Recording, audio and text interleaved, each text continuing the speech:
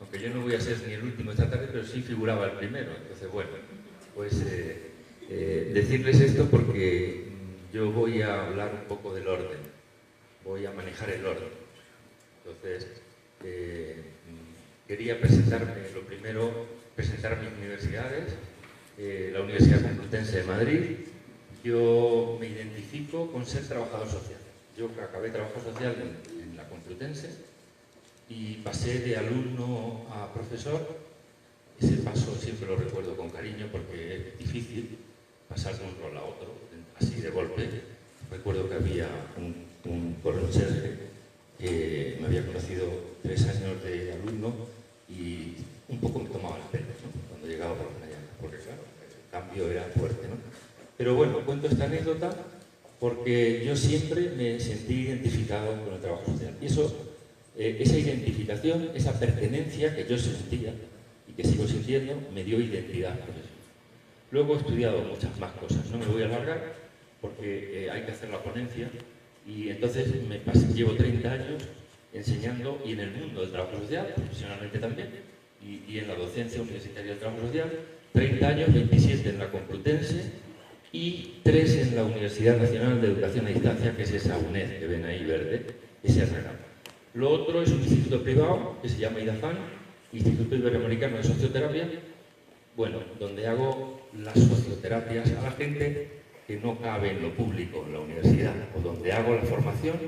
Empezó el instituto haciendo los cursos ahí, porque eran fines de semana, de la Universidad Complutense de Madrid, pero luego terminaron quitándose. Entonces, bueno, pues se hacen en lo privado. Con esto les quiero decir que la identidad, la pertenencia a una profesión y la identidad personal pero profesional, le llevan a uno a hacer lo que tiene que hacer. ¿Y lo hace dónde? Pues en Madrid, o en Arequipa, o en Ambato, Ecuador, o en Chile, o en Nueva York, o en Europa, o en Asia, o donde corresponda, ¿no? Porque uno lo tiene claro y tiene claro dónde pertenece. Bien, ¿por qué cuento esto? Cuento esto porque esto es un congreso organizado por el Colegio Profesional de Huancayo, y entonces, bueno, yo aquí veo las cosas que están, pues como en España, o como en Europa, o como incluso donde más desarrollado está el trabajo social, que es Estados Unidos, ¿no? A veces hay una crisis de identidad, o hay problemas de un poco de complejos, no sé cómo llamarlo, pero sí, algo que hay una identidad, y en la universidad, por supuesto, en la universidad es donde más, ¿no? Siempre recuerdo cuando allá en Pamplona, en el 2006, me examiné para habilitación nacional de cátedra, y había un tribunal de 7 catedráticos, de los cuales solo eran del área de trabajo social y servicios sociales 3, los otros 4 eran de áreas afines, y entonces yo presenté pues un proyecto docente y una investigación de trabajo social y unas publicaciones de trabajo social, que es lo que hago, ¿no? Y entonces pues casi no supero, casi no apruebo, ¿no? Y entonces le pregunté a mi mujer, porque yo siempre me oriento en las decisiones difíciles con las opiniones de mi mujer, yo creo que es sabia, y entonces le tomo opinión para orientarme, sobre todo en lo difícil. Le dije, ¿qué opinas, Ana Mari, de ese tribunal? Y ella me dijo una cosa que no se me olvidará nunca, que todos viven del trabajo social, pero ninguno quiere al trabajo social. Bueno, está bien, a mí me llamó mucho la atención, porque yo sí tenía hecha una identidad. Y bueno, podía no haber aprobado, pero si no apruebo esa vez, pues ya hubiese aprobado en otra, como he aprobado siempre. No he tenido muchos problemas, con mi identidad, porque lo tengo claro. Y el que sabe hacer una cosa, la hace, y alguien dijo por ahí que no la enseña. Bueno, eso es una broma, ¿no? Eso es una ironía. Pero yo tengo claro lo que es trabajo social, y vengo a este congreso a hablar de terapia de constelaciones familiares en la violencia familiar, que es un modelo, tampoco, pero los modelos se aplican en el trabajo social, o el modelo marxista, cuando, bueno, pues la ponente que me ha precedido ha defendido, que es verdad, de todas maneras filósofo, pero es más conocido como sociólogo. Pero bueno, también discutieron si Mar era economista o sociólogo, o era, bueno, al final Marx lo que era dio una teoría que cambió las ciencias humanas y sociales, influyeron en todo, y luego cada uno hace su parcelita. Eso es un poco lo que quería decir. Por tanto, no es tan importante los modelos como las canciones, hasta que las canta su autor, pues él no las conoce, pero cuando las canta su autor, pues ya no son del mismo, ya son de la humanidad. Pues igual las teorías, ¿no? Un poco. Bien.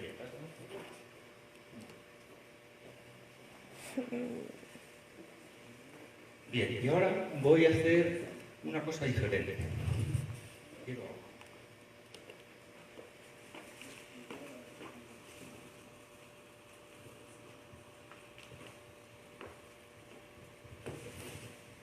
Les voy a invitar a que se sienten igual que en el avión, con la espalda recta, los pies en el suelo,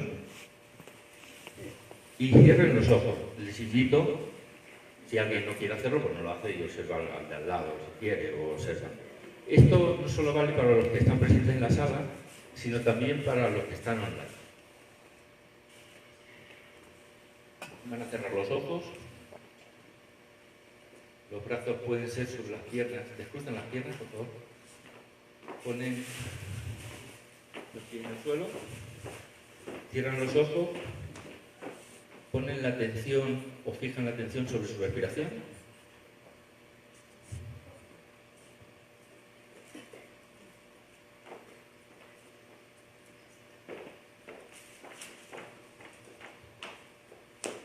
Y van a observar, van a convertirse en observadores, observadoras de lo que está en ustedes, de lo que está en mí en este momento, sea lo que fuere, pensamiento, sensación, emoción, tensión, frío, calor, lo que fuere, está en mí, simplemente lo voy a observar, sin quererlo cambiar, ni quitar, ni explicar, simplemente lo observo.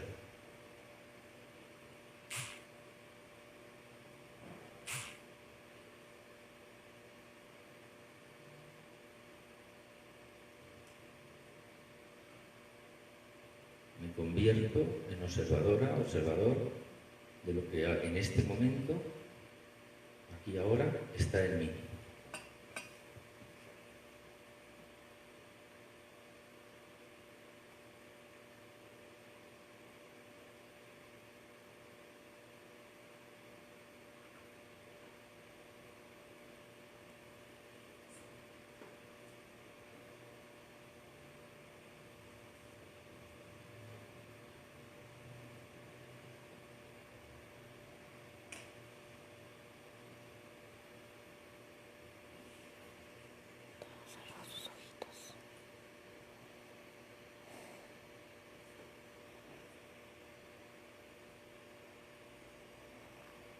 Esta observación, de este ser observador, observadora de lo que está en mí, desde esta autoobservación,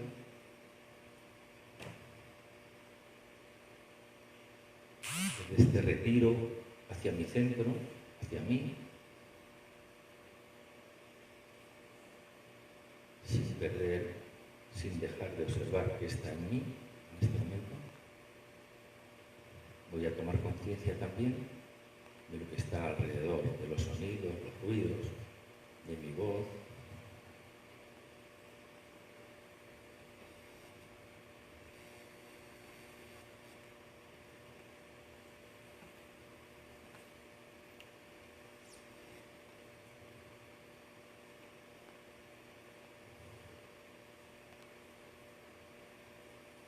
Tomo conciencia de lo que supone esta autoobservación, este retiro hacia mí, hacia mi centro. Tomo conciencia de este centro que para mí es el centro del universo.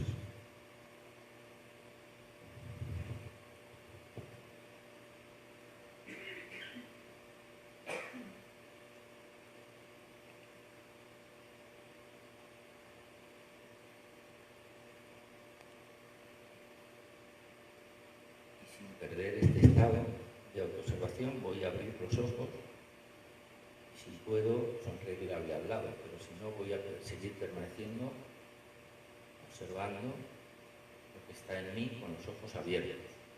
Voy a ir abriendo los ojos y voy a tomar conciencia de este estar aquí y ahora.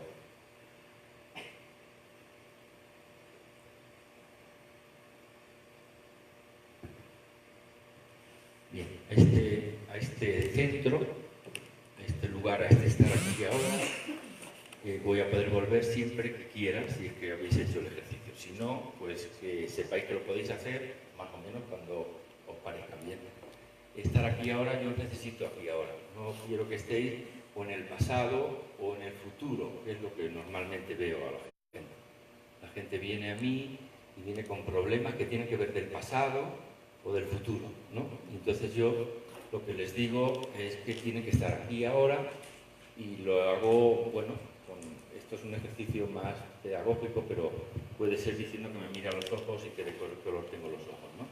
O puede ser cuando alguien viene como una niña llorando, le dejo un ratito y luego le digo, bueno, ¿y ahora cómo estás? ¿No? Dice, como una niña, pero que yo, si quiere que trabajemos, tiene que ser como un adulto, ¿vale? Pero estar al adulto, ponerle en el adulto, que es así de simple y de sencillo, si alguien viene, tiene que ver con esto, con estar aquí y ahora en cada momento, ¿vale? Bien, y dicho esto, voy a hacer algunas explicaciones o voy a compartir con ustedes sobre las constelaciones familiares de este modelo algunas reflexiones que son mías, que quiero o me gustaría, porque los que me han precedido en el uso de la palabra me encanta, porque esto todo es complementario y tiene un sentido, y la que más es el diálogo, todo eso que tiene que ver con las relaciones. Entonces, me gustaría que mis opiniones las pongan, si no pueden hacer otra cosa, en cuarentena, pero que en realidad quien las tiene que tratar con benevolencia es para ustedes, no conmigo, porque yo voy a decir algo o cosas de lo que estoy convencido porque es un trabajo práctico. Entonces yo lo estoy comprobando día a día. Pero bueno, ustedes pues hagan lo que quieran con ello. Si no les parece bien, pues yo no sé. Si se enfadan, igual tienen un tesoro ahí en ese enfado, ¿sabes? Pero no se enfaden conmigo, enfádense con las opiniones. Pero si no, pues igual pueden tirarlo. No sé si hay papelera a la salida, pero lo tienen a la salida, si no, si es que les molesta y ya está, ¿no? No hay ningún problema. Pero yo voy a compartir aquí algunas ideas, ¿no? Miren, yo creo, voy a empezar con tres triadas, que luego voy a hablar de una cuarta, y que son complementarias de lo que aquí se ha dicho hasta ahora. Miren, hay una superestructura que diría Marx, que es la etnia. La etnia es donde en la familia que uno viene, pues eso no lo elige. Y esa familia donde uno viene tiene que ver, claro que tiene que ver con lo geoestratégico. No es lo mismo nacer en el Perú que en España. No es lo mismo nacer en Venezuela que ni siquiera en Colombia, pero vamos, que en Estados Unidos, en el norte. Y eso tiene que ver con la etnia. La etnia va a tener que ver también con la religión. La religión, y no es lo mismo, todos podemos ser católicos, pero no es lo mismo la religión. En España allí se dice del País Vasco porque no se romanizó. No es lo mismo los del País Vasco que los de Andalucía, que los de Castilla-La... O sea que en el mismo país la religión va a condicionar. Y condiciona la religión y estar en contra de esa religión. Fíjense si eso condiciona que las guerras civiles en España han tenido que ver, básicamente. Incluso la política actual tiene que ver bastante con la religión. Y eso va a condicionar la ideología. La ideología va a tener que ver, para hacer la pertenencia en la familia que vengo, pues lo que pasó, los traumas. Entonces, unos a favor, otros en contra. Eso es el pan nuestro de cada día, de cada... Eso, ¿no? Bien, otra filosofía es la teoría. Yo tengo una teoría. ¿Qué es la teoría? Pues la teoría es una epistemología, una forma de ver el mundo o de comprenderlo. Y con esa teoría me voy a acercar a la realidad con unos instrumentos. ¿Y qué instrumentos van a ser? Pues van a ser unos instrumentos. Yo siempre pongo el ejemplo del catalejo, porque cuando alguien tuvo un catalejo que pudo ver en la distancia, lo que miró fue en los barcos en el mar y vio cómo el casco del barco, o sea que la tierra podía ser curva, porque el casco del barco se empezaba, a simple vista no se veía, pero con el catalejo se empezaba a perder en la distancia y solo se veía la vela. Entonces, claro, uno tiene una teoría y con unos instrumentos que hay en cada momento se acerca a la realidad para intentar explicarla, que es lo que hasta aquí y lo que yo he visto en la universidad es lo máximo que se hace, intentar explicar y explicar una y otra vez la realidad. Bien, otra trilogía es importante, porque si yo nazco en una etnia, con una religión y una ideología, y luego voy a una universidad donde hay unas teorías, unos instrumentos y una realidad, Pues claro, va a ser importante para mí? En realidad, para mí va a ser importante porque independientemente de los contenidos, del diseño curricular, de lo que yo estudie, va a ser importante mi identidad. Por eso que he empezado yo. Claro, pero la identidad tiene que ver con la pertenencia, os he dicho. Y no con la pertenencia, con sentir que yo pertenezco. Entonces, si yo vengo de una familia, yo tengo que sentir que pertenezco a esa familia.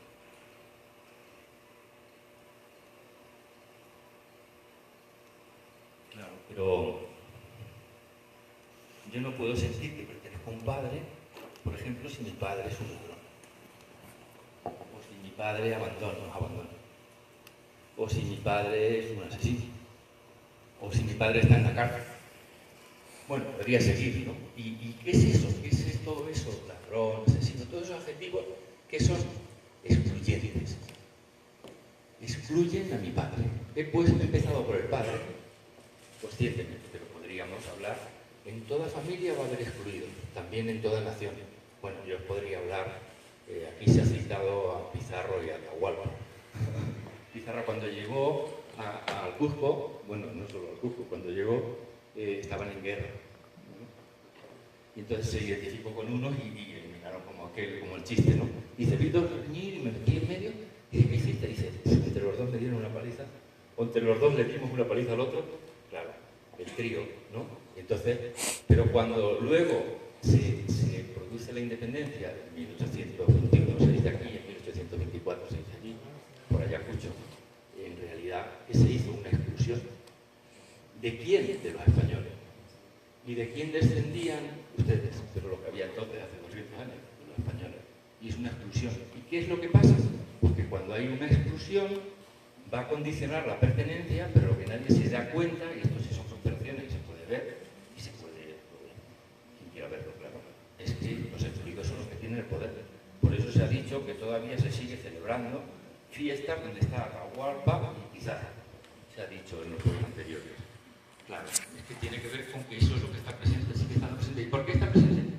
Pues es tan simple como que la naturaleza, cuando se comete una injusticia, un desequilibrio, puede ser también la injusticia tiene que ver con lo humano, un desequilibrio, pues la naturaleza tiende a compensarlo como se da. Y entonces otra cosa es que si eso se repite y se repite y se repite, pues resulta que eso no está resuelto. O sea que esta es la idea. Entonces, ¿cómo se va a resolver entonces la identidad y la pertenencia? ¿O cómo es en su caso? Pues una solución es incluir a los que están excluidos. ¿Y cómo veo los que están excluidos? Inmediatamente. Alguien viene a mí y viene diciéndome lo que sea, en trabajo social, en la universidad o en psicoterapia. Me da igual. Alguien viene a mí y me viene planteando que tiene un problema, ¿no? Entonces yo le escucho un ratito y luego paro, le miro y automáticamente, ¿qué creéis que aparece? Lo que está pendiente. ¿Y qué es lo que está pendiente? Lo que hasta entonces no se ha podido hablar. Y ahora me podéis decir, ¿por qué se habla contigo? Porque yo estoy allí para eso, estoy en esa disposición. Porque cuando se va a los otros profesionales hablan de otras cosas. De otras cosas. ¿Y qué es hablar de otras cosas? Porque si hablan de otras cosas no dan espacio a eso que está pendiente. Por eso a veces eso está pendiente de generaciones. Sí, esto lo podemos ver en todas las familias, ¿no? Entonces, si uno da ese espacio, si uno hace esa mirada, pues va a aparecer lo que está pendiente. Porque es lo que está llamando a gritos, gritando. Esto es lo que hay.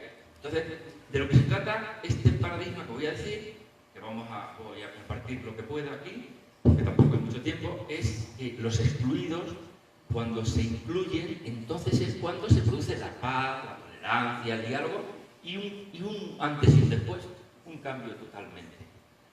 ¿Y por qué? Porque lo que ya está excluido, si se incluye, las siguientes generaciones quedan libres, ¿vale? Y entonces desde ahí sí puedo hacer la pertenencia. Me decía una compañera, es que si mi padre fuese un violador, pero como ya tenía la formación en operaciones, dice, yo no me identificaría, yo no me haría cargo de ese dolor, porque eso es un problema de mi padre, pero mi padre no me puede excluir de mi familia.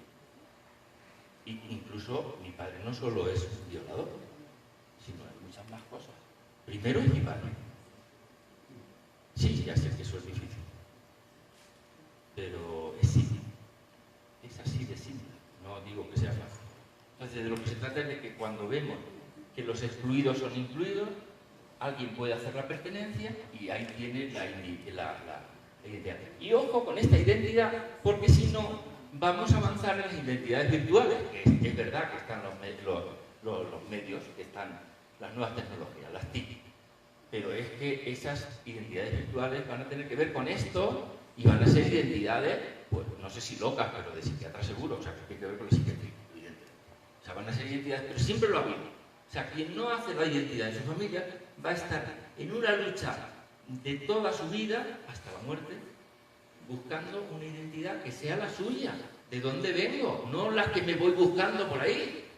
Esto creo, no sé si les suena, pero ustedes pónganlo en cuarentena si quieren, pero pongan atención. Ya sé que es difícil mirarlo más en uno mismo, por eso les voy a dar algunas herramientas como para observarse, porque ese es el tesoro está en ustedes, no en observar, no está fuera, ¿vale? Jung decía que el que mira afuera sueña, el que mira adentro despierta. Esto es una frase de Jung. O sea que por ahí van un poco los tiros. Bien, estas tres triadas, pero luego he puesto una cuarta porque tiene que ver con la academia y con el trabajo social. El trabajo social, que es tan poco comprendido, sobre todo la academia, es una profesión de la intervención. Pero es que la propia palabra intervención, en inglés, también en castellano, habla de la intervención del Estado, de la intervención fiscal, que van a venir para fiscalizar, o sea, habla de otra intervención, pero es que aquí estamos hablando en trabajo social de intervenir con la persona, en la familia, en fin, eso que las personas, no solo en el Perú, sino también en cualquier otro sitio en España, necesitan porque no encuentran profesionales. No hay profesionales que se dediquen a esto. Bueno, hay algunos, pero pocos. No hay masivamente. Entonces, esto es un poco, aquí hablamos mucho de ayuda, mucho de profesionales de un lado, del otro, pero al final, cuando la gente necesita, y eso se lo digo yo, que he pasado con una crisis potente, no hay nadie que te escuche. No, pero ¿qué es escuchar? Que se siente a tu lado y esté ahí, mirándote, ya está. No había nadie. Cura un poco, pero tampoco aguantaba mucho. Y ya mis amigos médicos, nada, para nada. O sea, os cuento experiencia, ¿no? Y lo que hace falta, claro, pero me podéis decir, bueno, entonces, ¿qué profesionales necesitamos? Necesitamos unos profesionales adultos y que sepan estar aquí y ahora, a lo que está, a lo que se presenta. ¿Por qué? Porque hasta ese momento no lo ha habido. Y entonces lo que hacemos es echar balones fuera, contar cosas,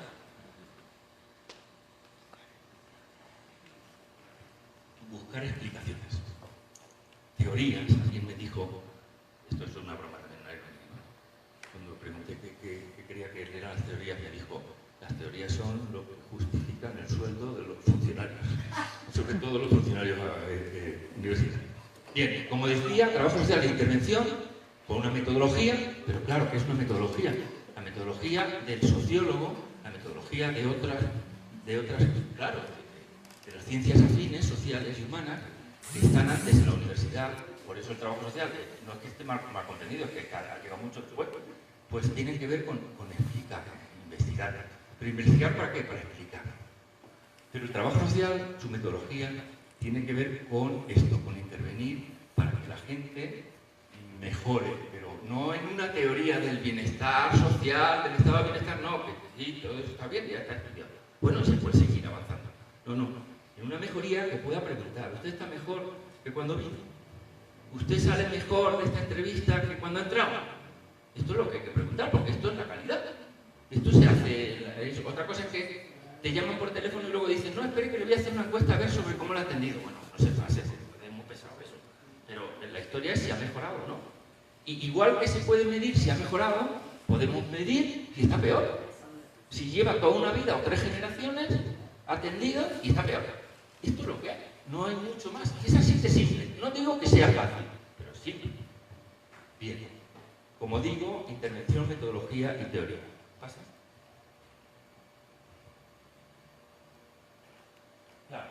Entonces, la pregunta que le hacían a la profesora Ramírez esta mañana, que ha dicho que iba a contestar yo, era esto un poco. ¿Qué puede hacer un trabajador social profesional y personalmente ante la violencia familiar? Bueno, porque el tema era la violencia familiar, ¿no?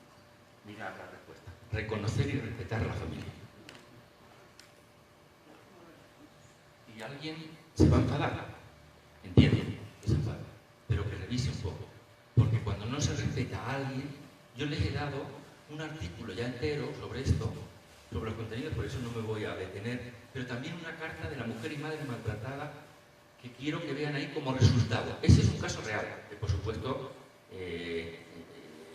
retocado para que no se conozca a la mujer, o sea, claro, para guardar la confidencialidad. Porque ese caso se presentó a un concurso, no fue de broma, fue en el 2003, era provocar ese caso en España. Y yo lo presenté a un concurso de la Municipalidad de Madrid, claro, no le dieron premio, porque los premios tenían que ver con todo lo que me has hecho, con casi me matas, con todo eso, está en los medios de comunicación. Y entonces no le dieron premio, pero se publicó, y sobre todo se publicó en un periódico nacional, ¿no?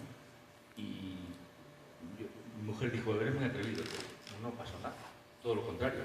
Gente que sufría mucho, incluso de ideología diferente, que era un periodista del País, que se llama Juan Romo, lo puso en su blog diciendo, yo he leído esta carta y yo tengo a alguien cercano que está sufriendo mucho con esto, y bueno, que lo miren por lo menos, que lo miren, ¿no? Que lo miren porque es otra mirada. Claro, pero es que el cambio de mirada es difícil. Y esa mujer no es que sea valiente, es que se lo ha trabajado. Yo no sé si se puede poner adjetivos o no, es que se lo ha currado. ¿Y qué se curró? Que como quiere ser una buena madre, tiene que poner bien al padre y claro, la conducta. Lo que ha hecho es fuerte, ¿no? Pero que entonces, ¿quién lo tiene que pagar? ¿Quién lo ha hecho? Miren, se ha hablado de ética, de moralidad, de valores. Yo les digo que los sentimientos, se ha hablado de inteligencia emocional, los sentimientos de Roger, que se ha hablado de empatía, que viene de un psicólogo americano. Pero a Roger, que al principio, hasta que hubo psicología en América, se entiende, creía que o él se identificaba con las trabajadoras sociales de las clínicas de niños psiquiátricas. Lo tiene en el proceso de convertirse en persona en su libro, traducido al castellano, lo tiene en el prólogo, así lo dice que hasta que no. Él, que hablaba de empatía, un poco, Roger, me he perdido.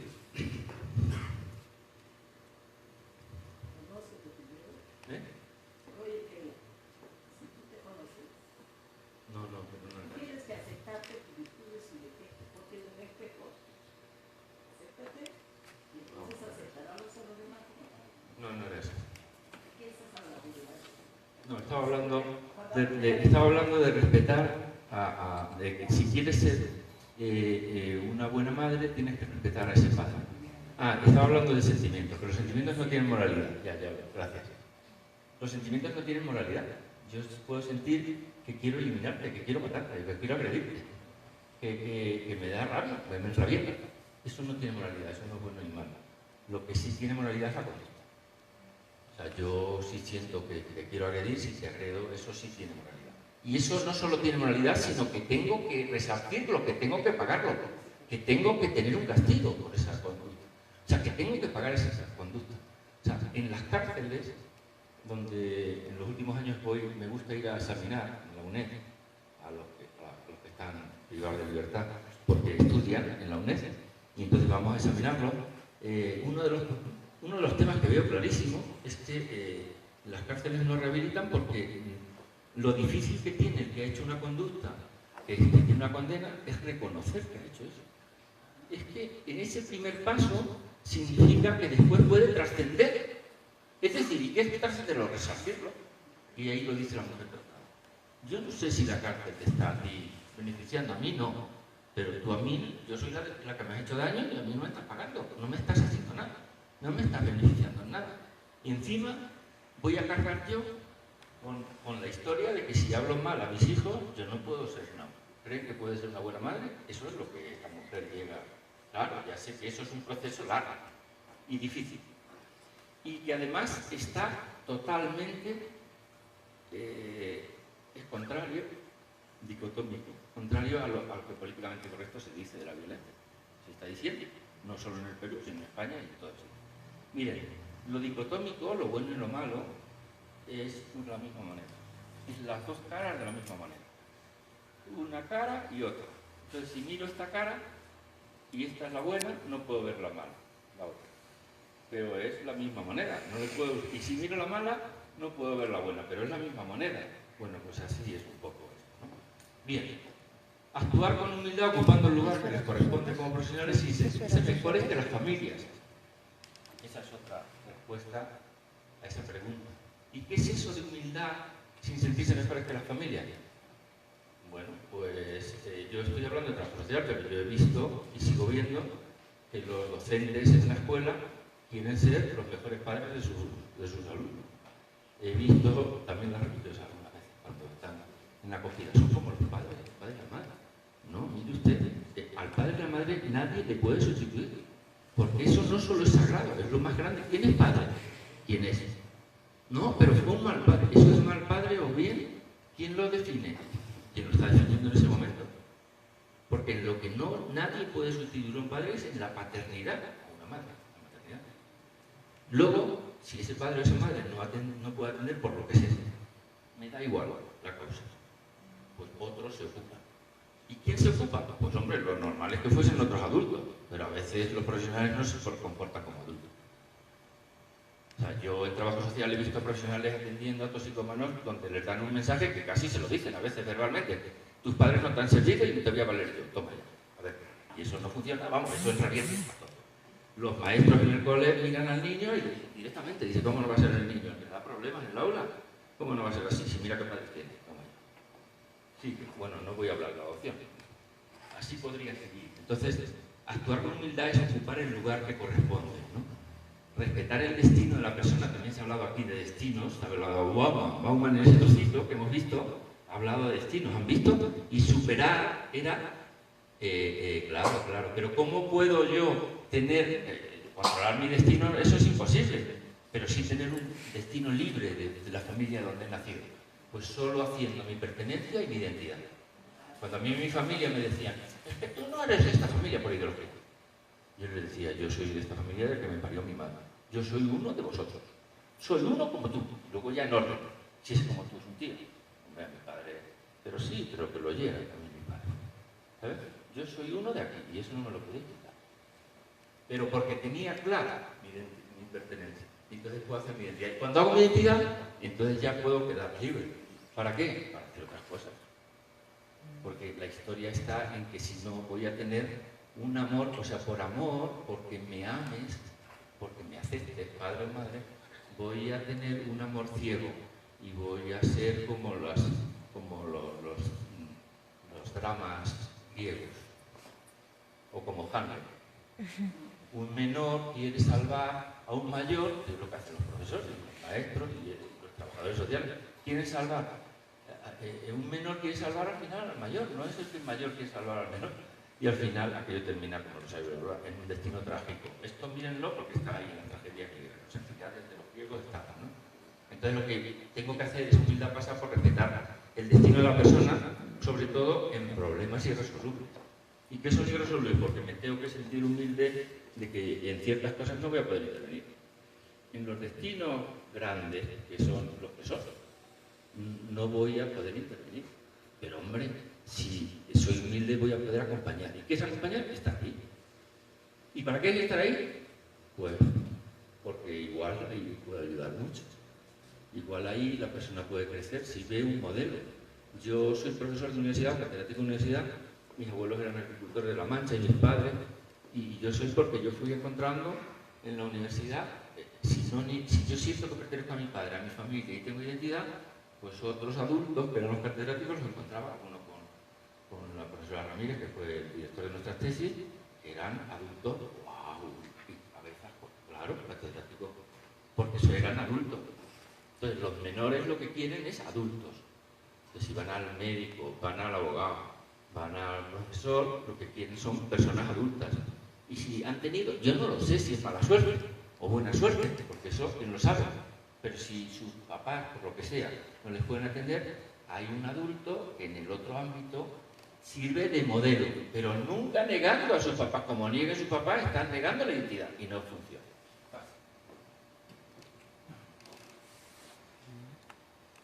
Bien, entonces se trata de reconocer lo que es y posibilitar en todo momento que cada cual ocupe su lugar, se respete la jerarquía, y la jerarquía es el padre. y la madre lo primero. Cuanto no se respete esa jerarquía, la persona o el profesional que quiere intervenir, lo voy a decir como se dice allí, el vulgar en castellano allí en España, estás cacharrado, ya no puedo ayudar. Se honre a los antepasados y a los padres, claro, porque, miren, ahora vamos a llegar, esto vamos a llegar a verlo, es un dolor que también tiene el padre con su padre, y es un dolor que también tiene la madre con su madre, y entonces, esto del inconsciente lo descubrió Freud, como no puede mirar a la madre porque es doloroso, fue traumático, proyecta en las hijas como si fuese su madre. Esto yo creo que todo el mundo lo ha visto, lo sabéis. Entonces, eso es disfuncional, eso son las tramas. Entonces, se tenga presente la fuerza del vínculo. La fuerza del vínculo es que, miren, aunque sea un adoptado o una adoptada y tenga, pues no sé, allí en España están adoptando chinos, rusos, el vínculo siempre está ahí. ¿Cómo vamos a hablar de neurociencia, de biología, de genética? El vínculo, lo importante es el vínculo que siempre está ahí también, se mide en la genética. Pero está ahí, el vínculo es de por vida.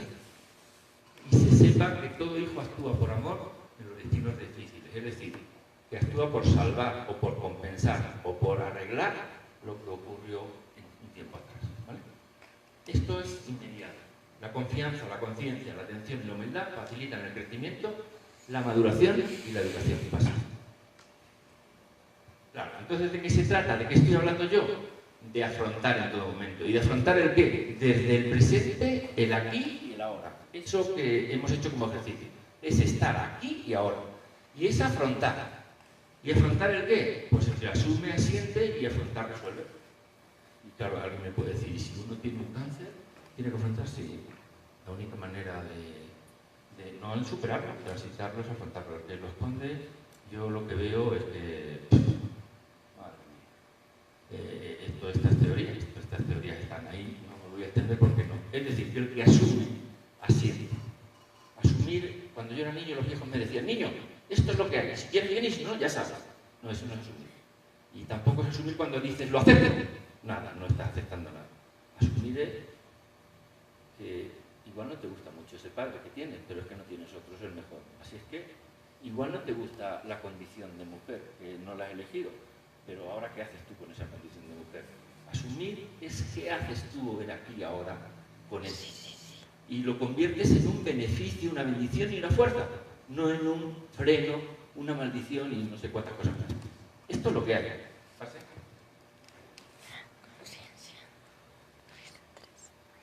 Bien, y no sé si va a dar mucho más tiempo. Pase. Hasta ahí. No. Bien, Alan Frank es un autor que fue el que dirigió los trabajos para hacer el DSM-4. ¿Vale? Tiene una obra traducida al castellano, dice, somos todos enfermos mentales. Alan Frank lo que hizo fue que se jubiló y cuando sus compañeros estaban haciendo el DSM-5 fue allí a avisarles de que, ojo, que aquí pasa algo en esta sociedad, que estamos patologizando, lo dice Alan Frank, lo podéis buscar en YouTube, en el Google, estamos patologizando demasiado. Miren lo que dice, voy a poner unas frases. Estas son las fases del duelo, perdonen. Las fases del duelo son que cuando yo tengo una pérdida, la que sea. Las pérdidas primeras son, bueno, la primera, el nacimiento, que me quito del vientre de la madre. La segunda, cuando voy al cole. La tercera, cuando llego a la adolescencia. Bueno, a los 5 años hay una importante que les voy a hablar de ella. Cuando me caso, cuando me independizo, bueno, cuando me muero, la crisis será lo que queda un poco, no se sabe lo que es eso. Esas son las etapas por las que debo pasar para superar la crisis. De tal manera que cuando no paso esas etapas y me quedo, se patologiza algo que se llama un duelo inconcluso. Y que los trabajadores sociales, los que más, pero no solo, son los que reciben a los duelos inconclusos, los que están sin resolver, los que se han vuelto patológicos, los que no se hicieron, los que no se transitaron. Y esos son los que no se están abordando, pero esos son los que yo les podría demostrar fácilmente cómo son los que están pendientes y aparecen inmediatamente, ¿no? pero son duelos incluso a veces de generaciones anteriores, ¿no? Miren, lo primero que se hace con una pérdida importante es la negación, luego se agrede, los hermanos riñen por la herencia, la depresión, luego viene la aceptación y solo entonces ahí viene una nueva realidad. Esto es una forma pedagógica, no es que sea así 1, 2, 3, 4, pero sí, más o menos el 1 y el 2 está en la negación, la agresión, luego ya se está en la agresión, la depresión, luego ya se está en la depresión, la aceptación, bueno, vas aceptando y luego solo ahí es cuando hay una nueva realidad y en las casas, en el caso de cuando se muere alguien importante, ya vive en ti, ya no tiene conducta, pero se puede aceptar que ahora eres tú, tu padre, tu madre. Eso es precioso porque eso tiene que ver con la identidad, con la pertenencia. ¿Pasa? Miren lo que dice Alan Frank. Dice, antes una persona podía penar el duelo de la pérdida de un ser querido durante largo tiempo y eso se entendía. En la actualidad, más de unas semanas ya se considera un trastorno depresivo. ¿Y qué decir del síndrome del déficit de atención, del síndrome del comedor compulsivo? Todo el mundo conoce las preocupaciones, decepciones, fracasos. Esos desafíos están asociados con una vida normal. Sin embargo, la tendencia actual es considerarlos trastornos mentales que requieren tratamiento médico. Bien, esto lo he traído aquí porque lo dice Alan Frank y porque quería hacer referencia a las etapas del duelo, de las pérdidas, porque tienen que ver con todo esto. Los traumas tienen que ver con que a lo largo de la vida uno ha tenido pérdidas y cuando las pérdidas son exclusiones, por ejemplo, pues las pérdidas de los abortos, las muertes prematuras de niños, los accidentes graves, cuando uno pierde al padre y a la madre siendo pequeño, todo eso cuando el padre no está, porque no lo conoce, todo eso son pérdidas importantes que impiden o que dificultan hacer el duelo. Digo, dificultan hacer el duelo normalmente en la sociedad y que hay que acudir a algún profesional. Y que esos son los duelos que están por ahí, inconclusos y están dando. ¿Vale?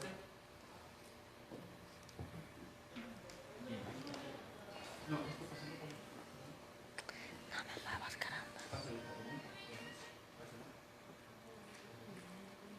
todo esto está en la... Bien, entonces, ¿qué es importante? Pues conocer la propia historia familiar.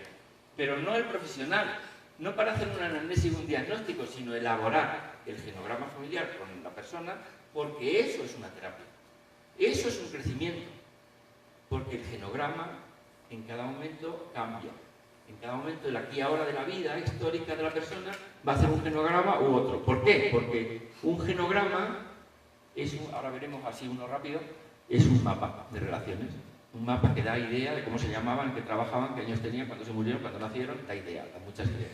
Luego hay algunos modelos visuales que significan no explicar ni razonar, es mirar y ver lo que ocurre. Esos modelos tienen que ver con muñequitos, pero también tienen que ver con las constelaciones, que son una dinámica grupal y hay unos representantes y eso es lo que pasa ahí, ¿no? Bien, no me puedo extender en esto, pasa.